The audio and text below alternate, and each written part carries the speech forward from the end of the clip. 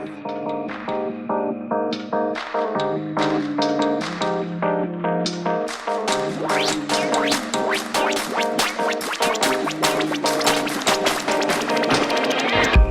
everybody, and welcome to Backstage Gaming, dramatic takes on your favorite games. I'm Chris.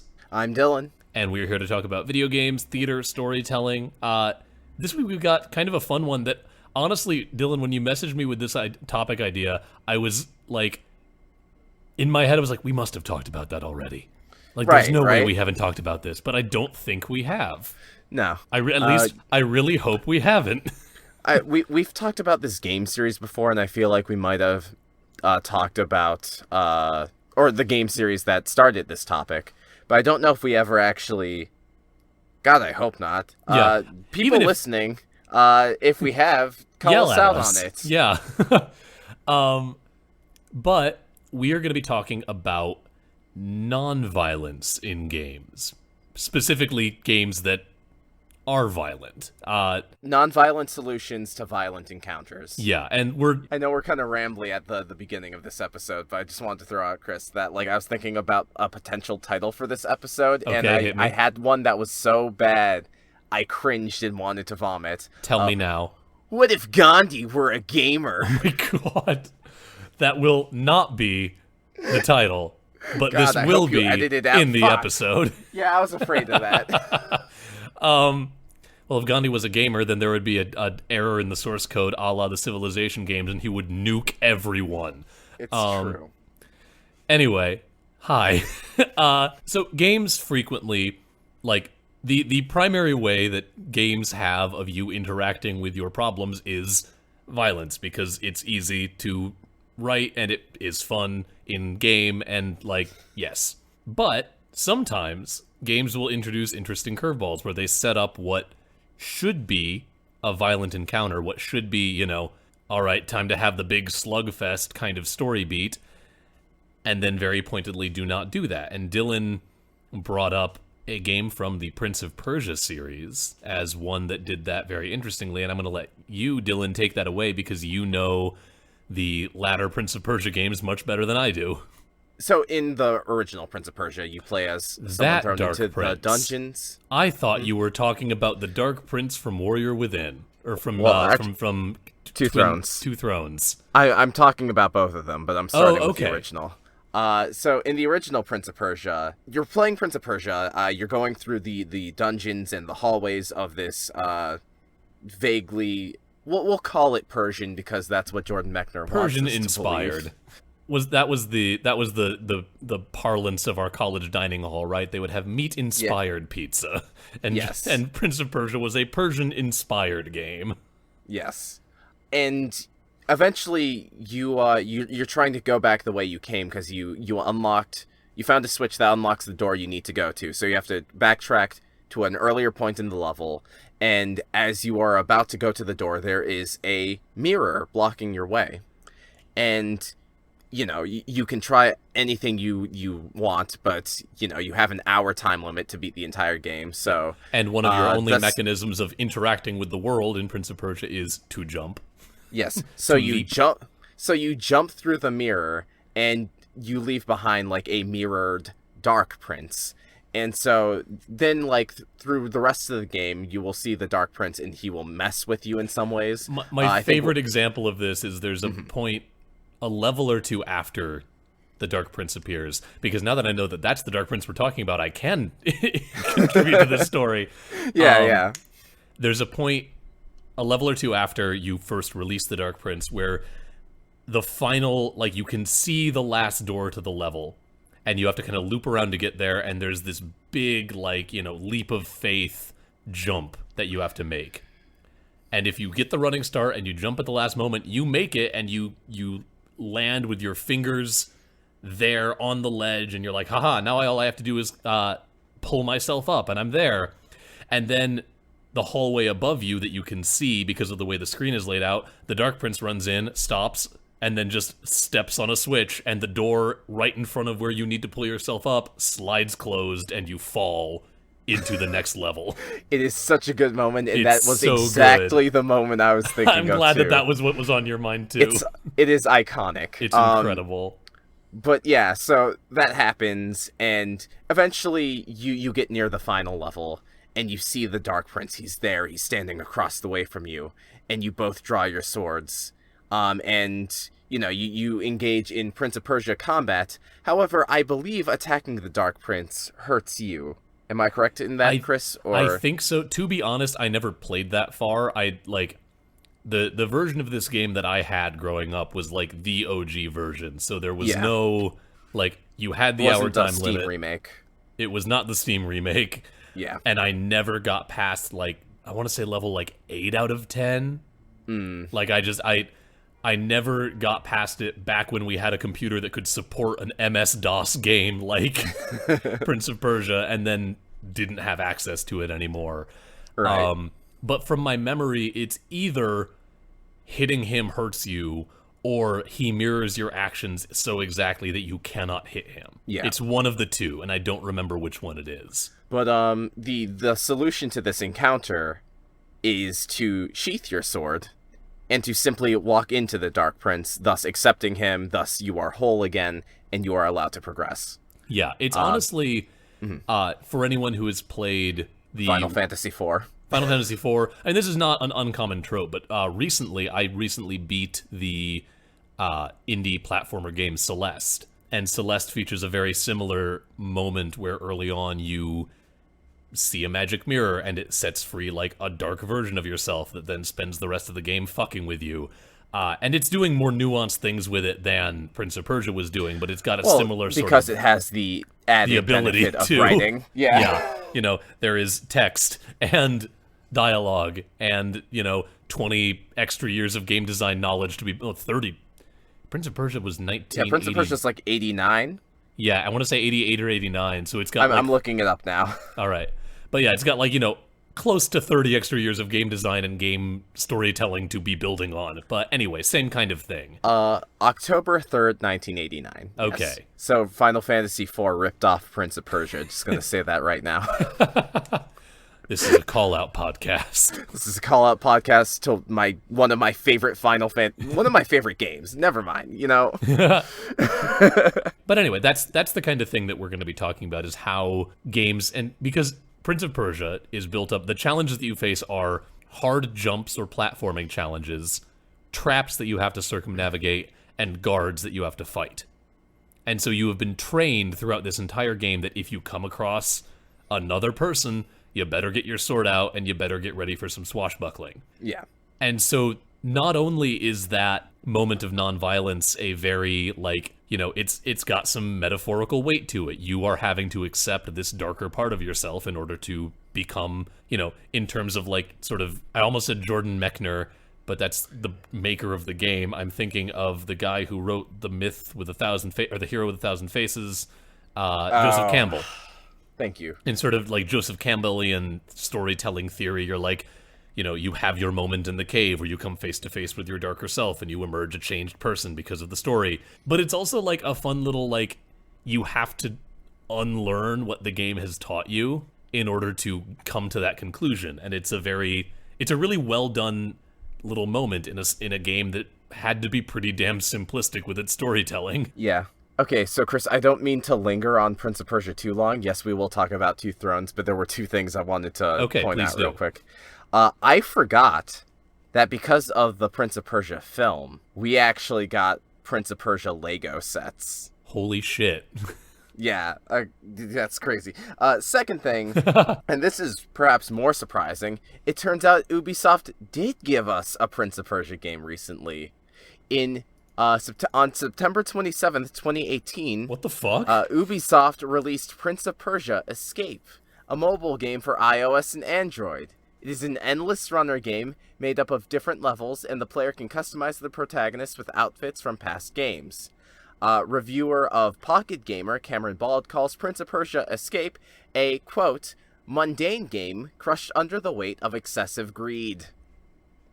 Ubisoft, you're fucking dead to me. Wow. Could you imagine having an actual honest-to-God Prince of Persia game and not that in the year of our Lord 2019? I can imagine it, and it hurts me to do so because I know it will not be. Ubisoft, please re-release the first 2 games on Switch or something. Please, I I don't care. would take it. Give us an HD remaster of Prince of Persia 2007? 2008. 2008. That game was fucking rad and would look They're beautiful. never going to revisit that game. I know they're not, but I love it, and it would look so good. Hell, you know what? I don't care. Re-release Prince of Persia Sands of Time Trilogy, but, like, cheap out on it and, like, title it Assassin's Creed Prince of Persia. Like, that hurt me. The artifacts are now pieces of Eden or whatever. I don't care. Maybe people will buy these games this time around. It does not do to dwell on dreams. I long ago gave up hope of Half-Life 3, and Prince of Persia ever coming back is going that way as well. Anyway. Two Thrones. While we're dwelling on this dream. A quick recap of the first 2 games, as Two Thrones is the third in a trilogy. So, in Prince of Persia 1 is a goddamn gold-plated classic, and if you have any means of playing it, go do that. Yes. Or rather, Prince of Persia Sands of Time. Prince of Persia Warrior Within happens, and it was the company trying to take the game into a darker and edgier direction, because that's where gaming was going. Stand alone. Oh god, yeah, it featured an insert song from Godsmack that I am not proud to admit is on my iPod Nano somewhere. You're a beautiful man, and I love you. I love you too. Anyway, so Prince of Persia 2 Thrones kind of takes that edginess and, like, condenses it into its version of the Dark Prince. Who looks like something on a Godsmack cover album.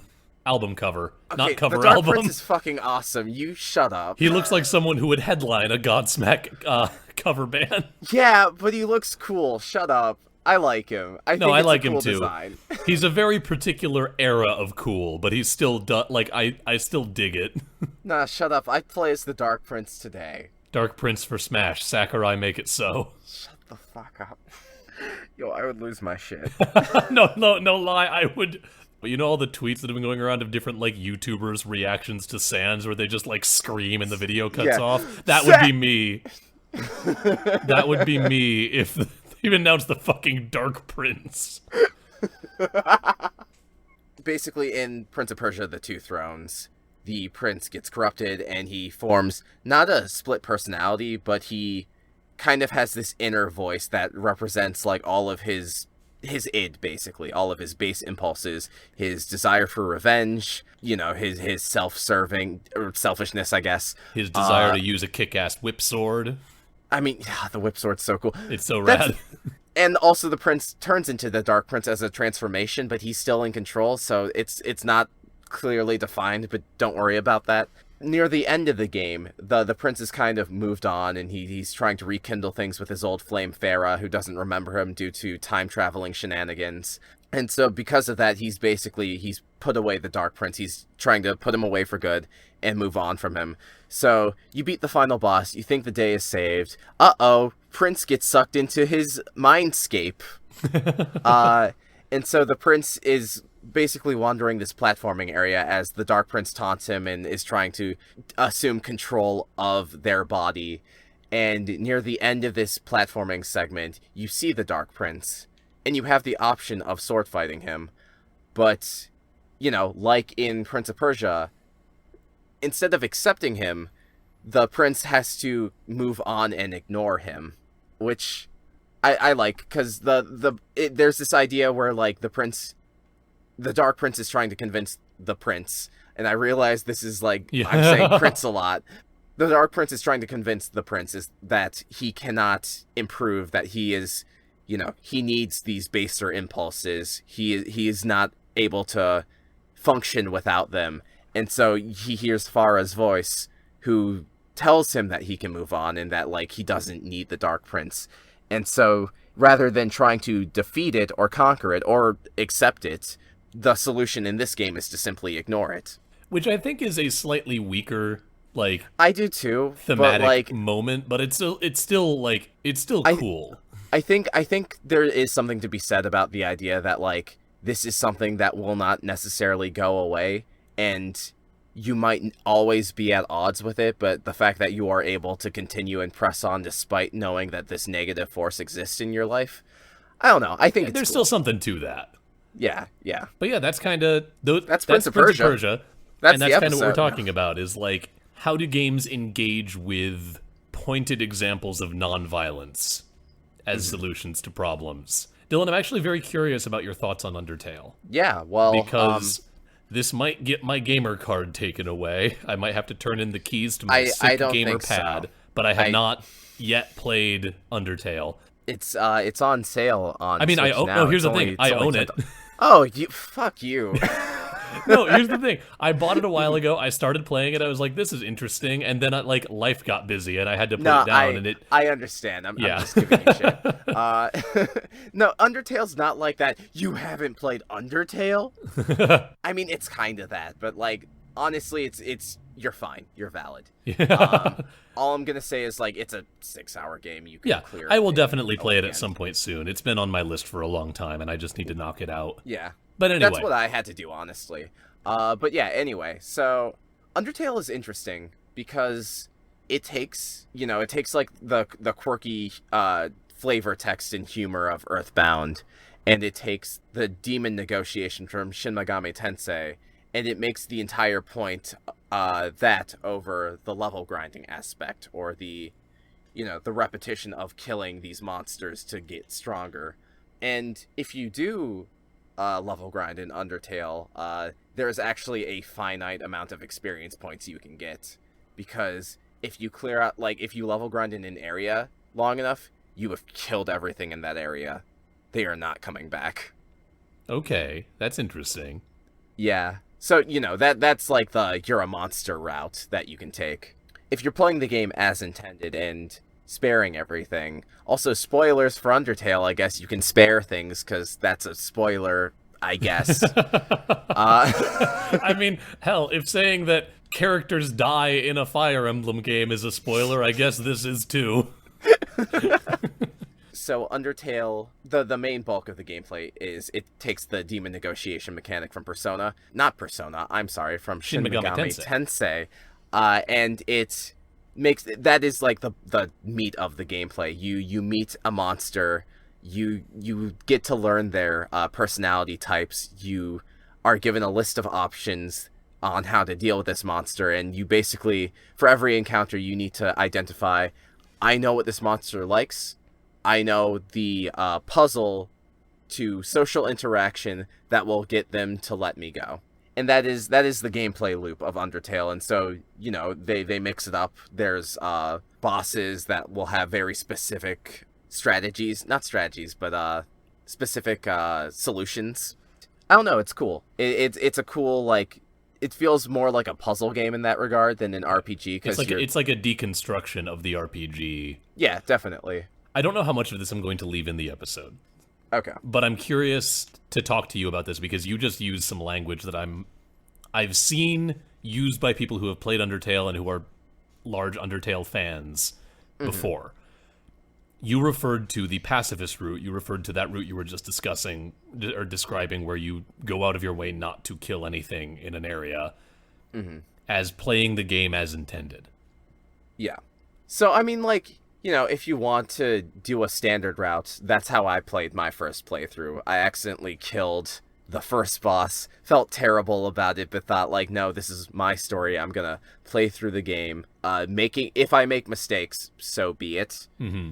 But, I didn't kill anyone else after that, but I thought it would be interesting to, like, let it lie. Yeah. I guess I would say the pacifist route is the intended route, because that's the only way to get, you beat the game, and then you can load up your completed save file, and then you unlock a new dungeon, where if you went through the whole game without killing anybody, except maybe the final boss, if I'm remembering correctly, you can go back, and might want to put a spoiler warning for Undertale. Now, I just realized that at the beginning of this episode, maybe we should put a spoiler warning for Undertale, because that's fresh enough that, like, I don't know who hasn't played it yet, but better safe than sorry. Everyone's going to be running for it now that Sans is in Smash.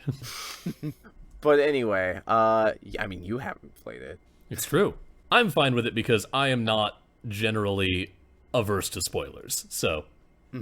I'm fine with this conversation happening, but we will stick a warning up there for listeners. So yeah, you unlock a new dungeon after you beat the final boss and see the ending, so then you can load that up and you do this new dungeon, and then you fight the final boss again, but I think you have the option of sparing him this time, and then you fight the real final boss. And so, like, that just kind of adds a layer of, like, completeness to the game's story, that if you did a genocide route, you know, it's complete in that you've killed everything. Okay, but I guess here's my question. Mm-hmm. The term genocide route, Yes. is there a different ending for killing everything versus playing the game naturally and... Oh, yes. Okay. Yes, like, very much so. Okay. There is I don't know if it's the final boss, like, because I've never done the genocide route. There is either a new final boss that I won't spoil, or it is the penultimate boss that you have to fight the game's regular final boss. That is much harder. Okay. There's that. You won't be able to talk to any of the characters in the ending because they're all dead. And then I don't want to spoil it. For you, I don't want to spoil it for you. I Because if you understand do eventually play the genocide route, it's kind of a big deal. I understand that, but I'm also like, I very much, like, this is something that has been bugging me about the discourse around this game for a very long time, and I want to know, and spoilers honestly do not bother me, because I'm very much the kind of person who gets as much, if not more, joy from watching something where I know what's going to happen, because I can see how they lead up to it. Okay. So I guess when I say, like, the pacifist route is playing the game as intended, that is also with a level of, like, I'm trying to find the right words, you know? Yeah. Because, like, there is no right way to play Undertale. Like, whatever you do in the game, like, that's your business. That's your story, the narrative that you are carving out for yourself. But I feel like when you do the genocide route, even though you can start a new game, there's a feeling of there's no coming back from this. Because the characters will remember the stuff you do, even when you start a new game. That's or kinda some cool. of the characters do. Yeah, some of the characters do. Then I guess my follow-up question, that is also intentional. Yes. Like, that occurrence is also the intent of the game designer. Yeah, but it's not a happy ending, Chris. I understand that. I know. Like, I guess that is one of the things that has honestly kept me from feeling as much a need to play this game, is seeing the discourse around it online and seeing how there's only one right way to play it. Vehemently people, like, bash people who don't play the game with the pacifist route. Well, Chris, I also want to throw out that, like, this game is a hit with people who probably played it in middle school, as opposed to myself, who played it as a junior in college. Okay. So, like, there is definitely, like, you know, a sense of attachment and belonging to these characters. And I'm not saying, like, if you do feel this way that you are a child. No, that's not what I'm all. getting at. I understand completely. Like, there is a sense of, like, I don't want to see these characters suffer because they are near and dear to me. And, you know, that's respectable. And I feel like, you know, as you grow older, you can kind of distinguish, like, all right, this person is doing a genocide route. That is their prerogative. It feels cruel, and, you know, the way that this game sells itself as a living, breathing world, even when you turn the game off, kind of adds to that, like, feeling of anxiety, I guess. And so, like, I guess, like, they don't want people who are playing the game the way they want to play it to go through that same anxiety, even though that's not necessarily what is happening. I guess that's fair. It's like hard to explain, because I am explaining the thoughts and feelings of a fan base that I frankly don't belong to. I really enjoy Undertale. I enjoy some of the fan art and stuff like that. I would not consider myself part of the fandom, and I only played it once. Yeah, and I was looking to you solely as someone who has played the game and can speak a little bit more to the experience of playing the game. And that's interesting, because, like, I think the fact that they create a world that can be played, a world that is hostile, that you can get through entirely non-violently, is incredible and very compelling, and something that, honestly, very few games actually pull off. Yeah. And I appreciate that impulse and the emotional connection that people have with that.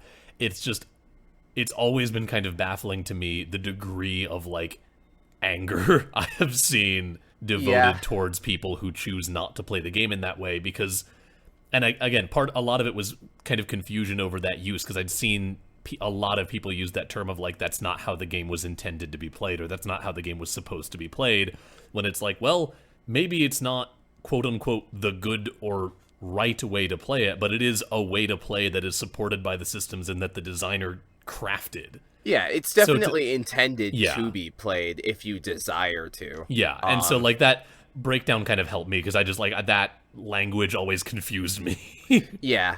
No, I definitely get it, and I feel like you shouldn't let that stop you. Like, yeah, no, it is that you'll get to it when you get to it. Yeah, I'm definitely going to play the game.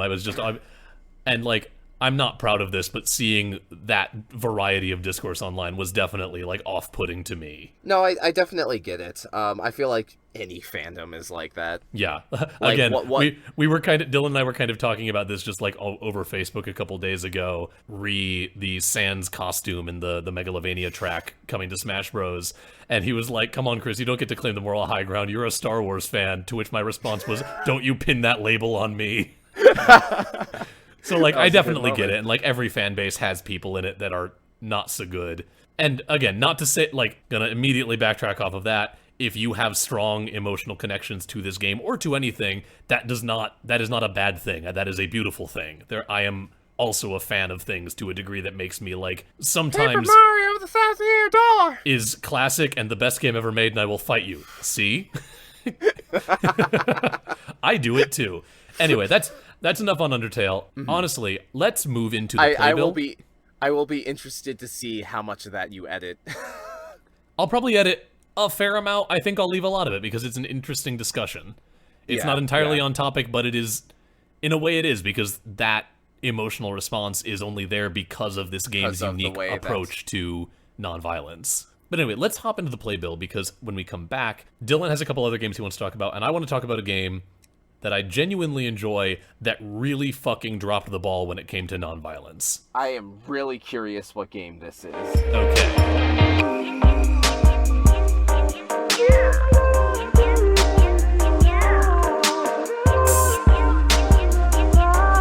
But before we get to that, we need to do a little bit of housekeeping. So now that we're here in the playbill, let's get comfortable. Ooh. And yeah, I'm getting up on the mic and I'm letting that proximity effect do what it does. And we're going to talk about some other things that we have going on.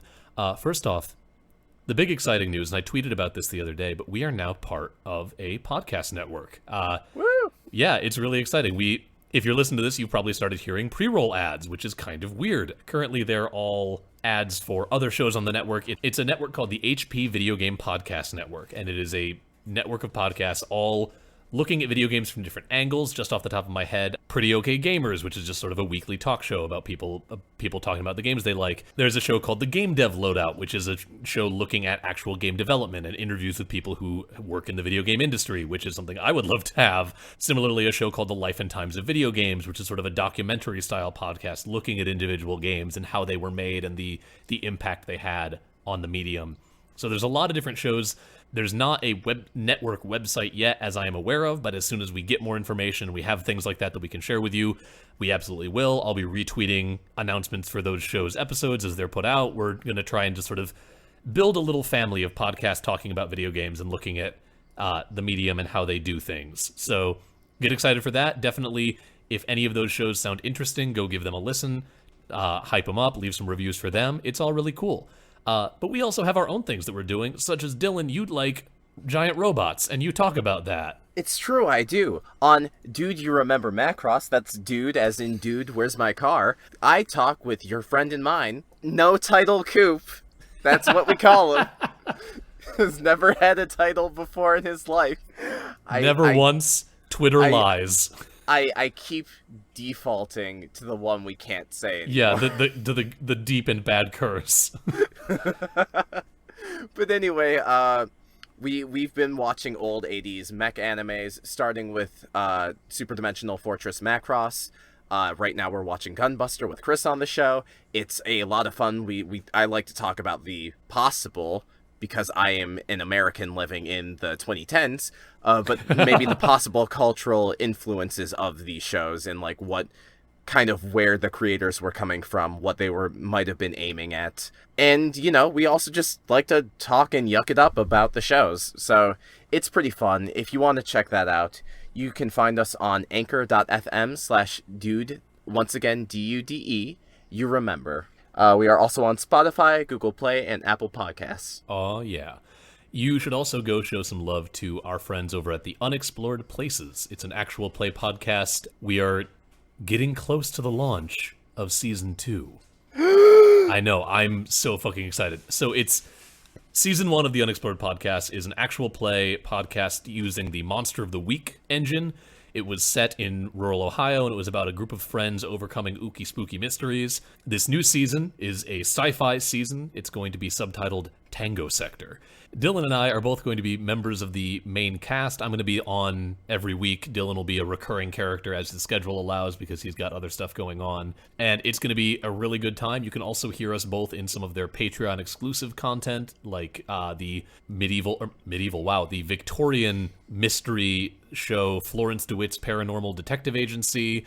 There's some interstitial episodes that I'm in. Recently we released 2 that were titled Bigfoot Stole My Car with My Best Friend's Birthday Present Inside, which are incredible and so much fun.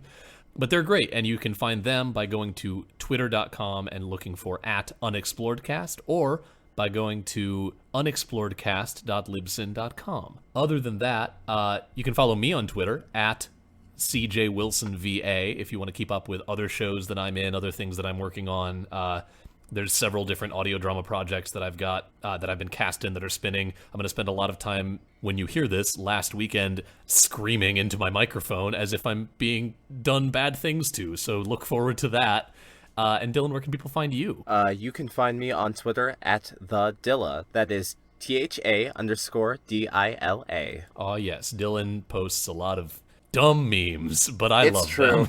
It's true. Like, this is not my I do not have a professional account, so don't expect it. Yeah. Meanwhile, I'm a madman who uses his professional account to post dumb memes too, so, you know, it's all good here. One more thing before we get back into the episode. We also have a Patreon.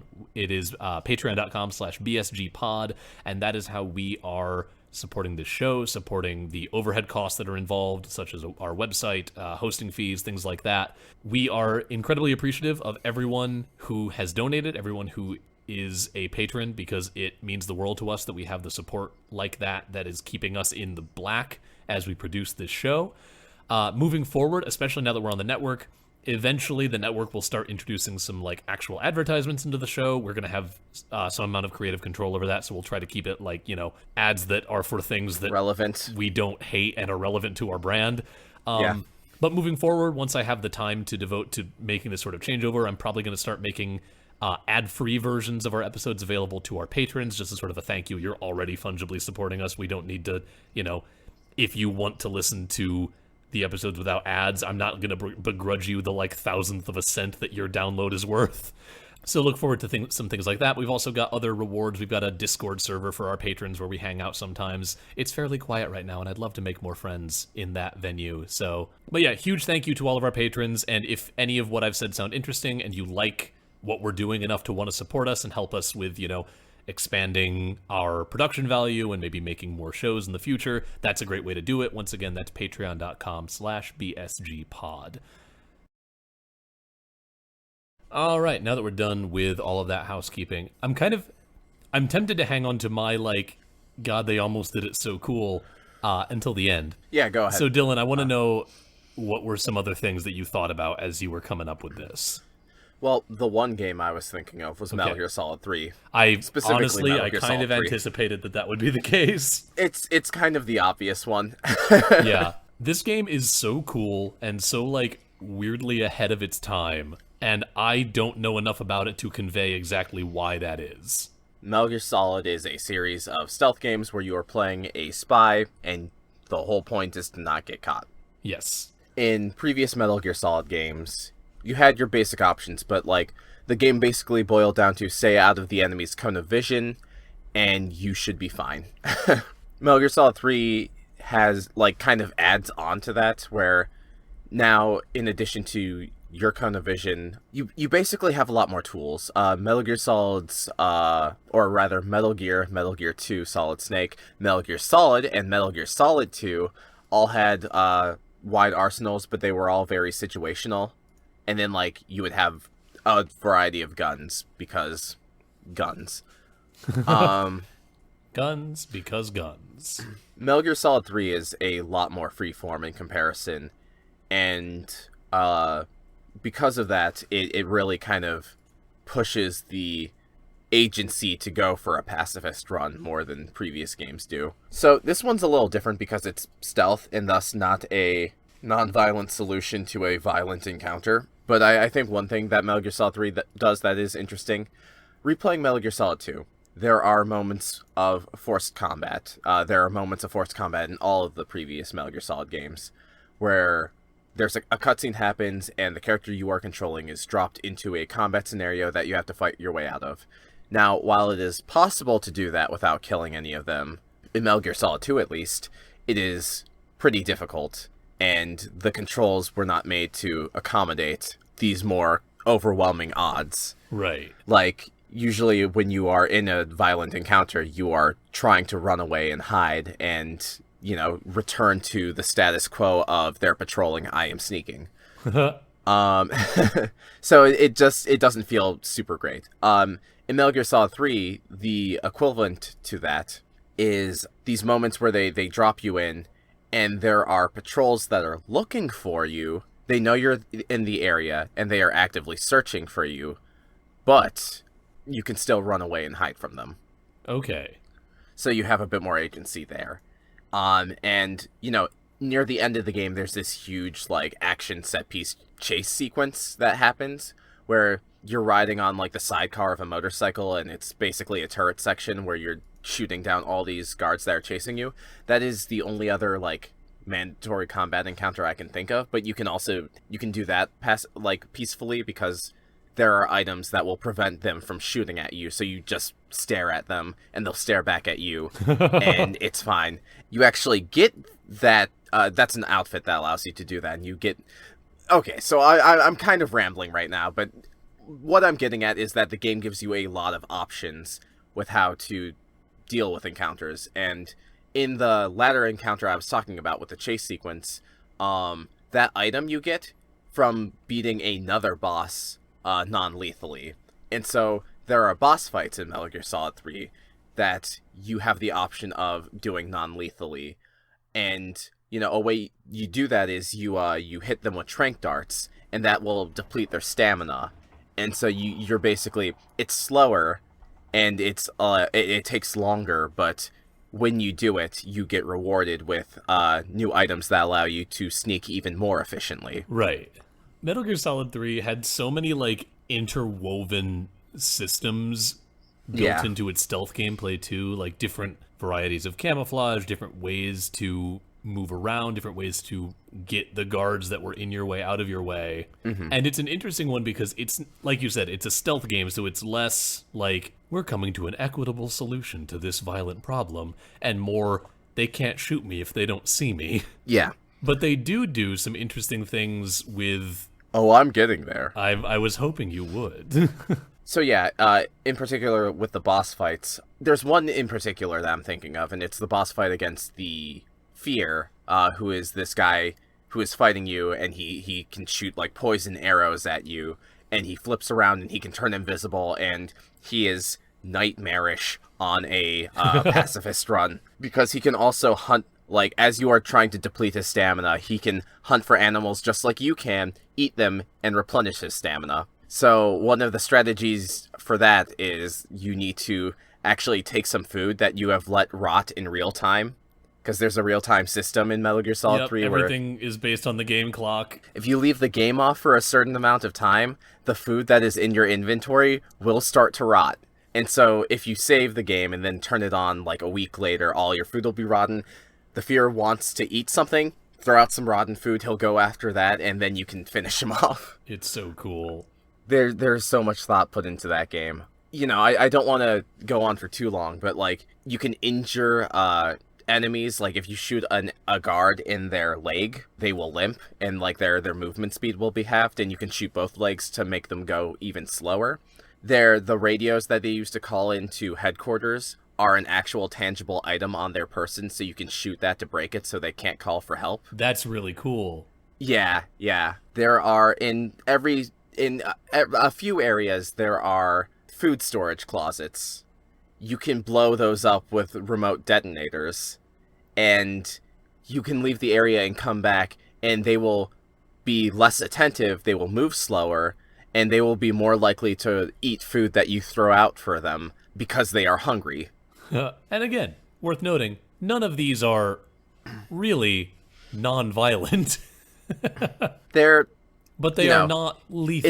It's not, yeah, there we go. It's not violent insofar as you are not killing them. Yeah. And so, Dylan, I hear you ask, you have all these weapons, it's so easy to just shoot a guy when he doesn't see you. What's keeping you from killing all these people? Well, I'm glad you asked, imaginary listener. So, there's another boss fight, and I think this is the one that Chris really wanted me to get to. His name is the Sorrow, and he is a ghost.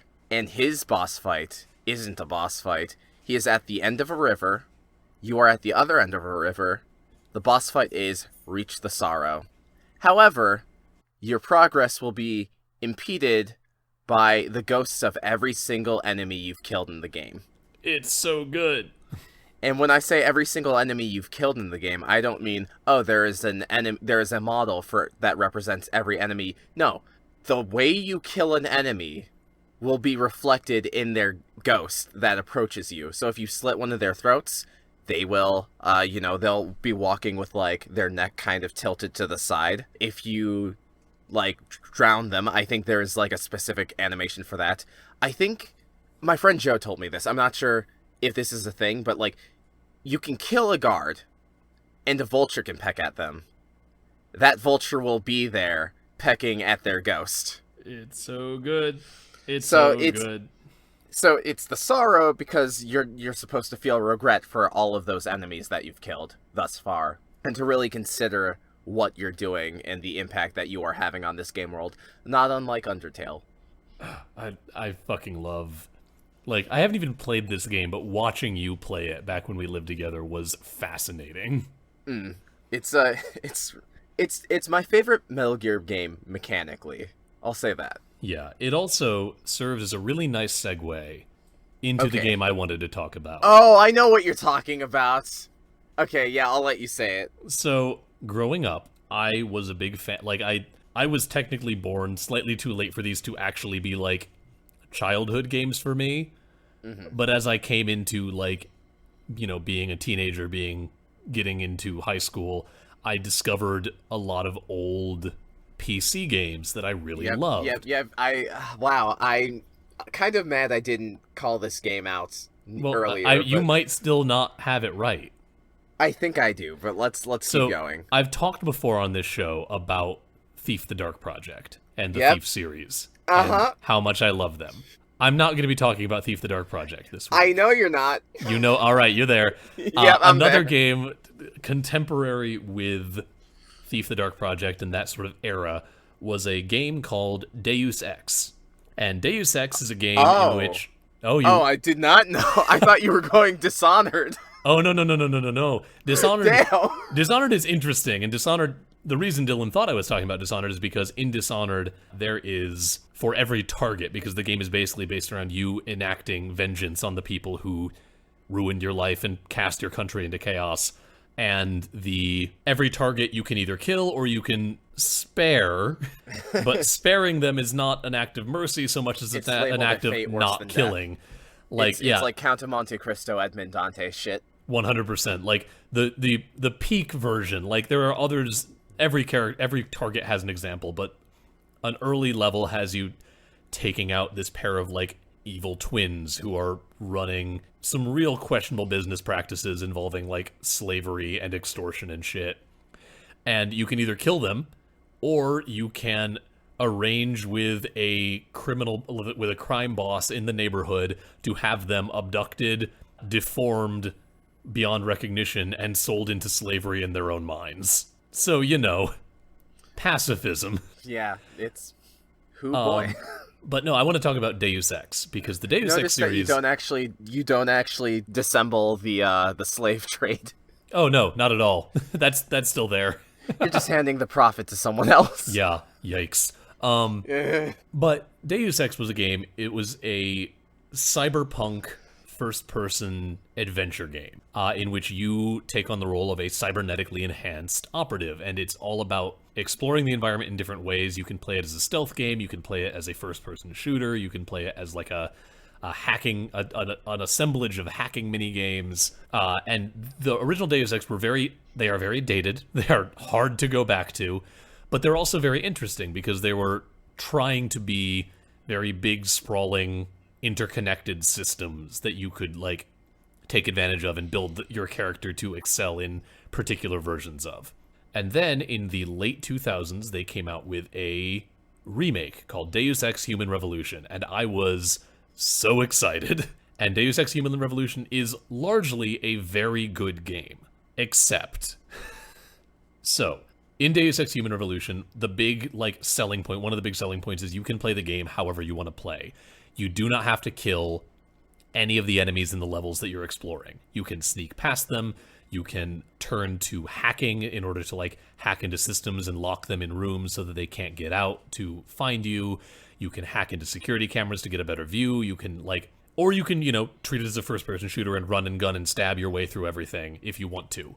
That's valid. And it's all very good. There's also a large amount of social interactions in the world where you can talk your way into situations and go through dialogue trees and puzzles involving people to get into areas that otherwise would be inaccessible to you. Or you can sneak into those areas, or you can fight your way into those areas. And they did really a very good job of setting up a world that you can engage with along any one of those 3 or 4, depending on how you view the hacking elements, because they kind of serve to supplement the other 3 kind of branches of engagement, whether you're fighting, sneaking, or talking. And they also build, it being a cyberpunk game, you are very cybernetically enhanced, and so the improvements that you get as a character are in the form of upgrades to your person. And those upgrades are very geared towards combat or social interactions or stealth. And this is all great, except they have boss fights. And you have to fight the bosses. There's no talk your way through. There's no sneak your way past. There are for some of them. There's an early boss fight where the guy is has a bunch of hostages held captive, and you are able to talk him down if you do the right conversation trees. Yeah. But most of the boss fight, and there's a couple of other things like that throughout the game, but most of the big bads, you just have 90s shooter-esque boss fights with. And That's if you, really disappointing. It's really disappointing especially because if you, like me, like the stealth and the talking elements, and that's where you're putting all of your upgrade points. Not only is it disappointing from it's going against the philosophy of the game of letting you, be a stealth operative who doesn't kill if he doesn't want to, but then you end up in this arena where not only is that out the window, but also you don't have any of the combat specs that are going to make it easy or quick to get through this part of the game. I have not played. They put out a sequel recently called Deus Ex Human something. I don't sorry. That sounded very It wasn't even defeat, it was just I realized that I just had no idea what this game is called. Right. Mankind Divided. Mankind Divided, thank you. Yeah. I have not played it, as should be obvious by the fact that I didn't know what it was called. I don't know if they addressed that, because that was a lot of people's complaints about Deus Ex as well. It felt very against the grain of what the game had been doing otherwise, to suddenly throw in, nope, you gotta kill him, and you're gonna do it in this boss fight in an arena. And boy howdy, hope you haven't put all your points into hacking and stealth like a moron, because that's useless to you now. But it's one of those things where all of those things the games that we've been talking about that did this well, Undertale, even the Prince of Persia example of it kind of subverting things, all of the ways that you can move around in Metal Gear Solid, they're everywhere in the games. At no point in Metal Gear Solid 3 does it suddenly go, nope, you can't do that this time, yeah. I think. No, no. I was going to say, I hope you can back me up on that. I mean, you are forced to kill the final boss because that is instrumental in Snake's character arc, but Yeah. Beyond that, Yeah. you can even stealth kill her. It's just that you have to do it after the cutscene. Yeah. But then you've got Deus Ex where, like, they had 90% of this system all built up, and then they dropped it at the 1 yard line and were like, and arena boss fights. But that's really all I have for that. I just wanted to bring it up because it's a game series that I love, and in spite of that, I still really like Human Revolution. I think it's a really interesting game, and if you like well thought out cyberpunk adventure games, you should definitely check it out. But be prepared to at least put a few of your upgrade points into Punch. Man, I was so sure you were going to talk about Dishonored. I was so certain. I'm like, oh man, no one knows Chris better than I. I mean, you're not wrong. Like, I mean, that I'm definitely could have been a conversation. Like, it fits I'm not the topic dating well. you, so It fits the topic well, but I tricked you. it's true. But anyway, I think that'll do it for this week. I think so too. Yeah, if you have any examples of games that do interesting things with nonviolence, tell us about it on Twitter. Tell us about it on the comments for this YouTube video. Mention it if you choose to leave an iTunes review, I guess, but that would be a weird thing in an iTunes review. But anyway, thank you guys for listening. This has been Backstage Gaming. We will talk to you again next week. Until then, please do, if you like what we're doing, leave a rating, leave a review on iTunes. That'll really help us grow. Also, tell your friends, tell your family, tell anyone you know that you think would like our very specific takes on video games. Tell them to check us out, and they can do that wherever you get your podcasts, iTunes, Spotify, Stitcher, Google Play Store, or by going to our website, bsgpod.com. There you can also find info about us. You can find a contact form if you want to get in touch with us, all that kind of good stuff. Please interact with us via Social media. Oh, Yeah, that's a good segue, Chris. You can find us on Facebook. You can find us on Twitter. Our handle is at @BSG_cast. And you can also leave a YouTube comment if that is your alley. Also, you know, I've started doing this, and I think you should too. After you listen to an episode of ours, maybe you can engage with us by using the hashtag BSGPod. That was like a 4Kids yeah. anime like oh no, this character's nodding, how do I vocalize that approval? Mr. Pegasus, it's time for your sponge bath. Johnny Steps is a real gamer. I'm the 3-time video game champion. Oh my god, didn't we do this like on our 3rd episode or something, like We might have. Go Bridge? Plug Brennan. Hey, I was about to say, I'm gonna, I had to do it to him. Love you, Brennan. Invite me to your wedding. Huge thanks to our friend Brennan French for the key art he has provided our show. If you dig his stuff, you can look him up at brennan-french.squarespace.com. That is BRENNEN-French.squarespace.com.